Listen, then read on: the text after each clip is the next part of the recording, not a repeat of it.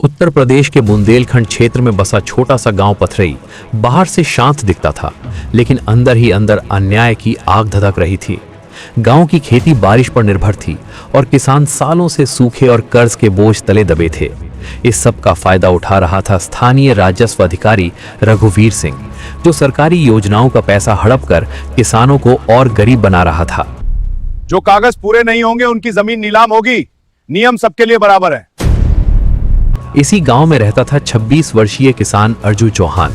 देखने में साधारण, मिट्टी से सना, हल चलाने वाला एक शांत युवक, लेकिन ये उसकी असली पहचान नहीं थी।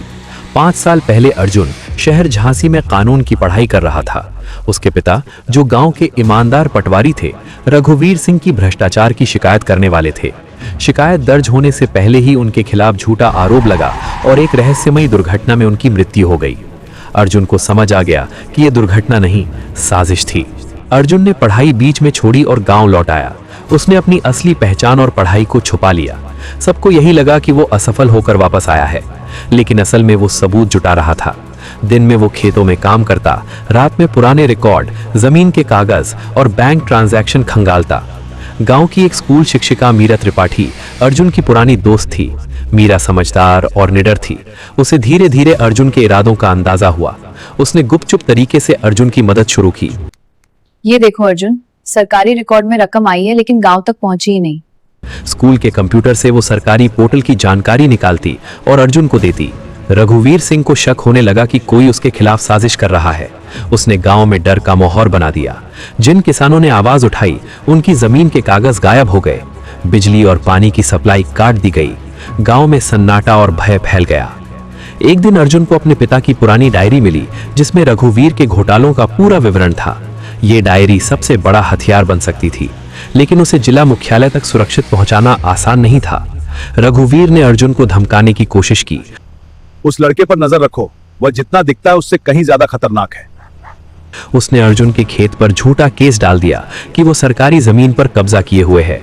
मैं खुली पंचायत की मांग करता हूं, जहां सच सबके सामने रखा जाएगा। पूरे गांव के सामने अर्जुन को अपमानित किया गया।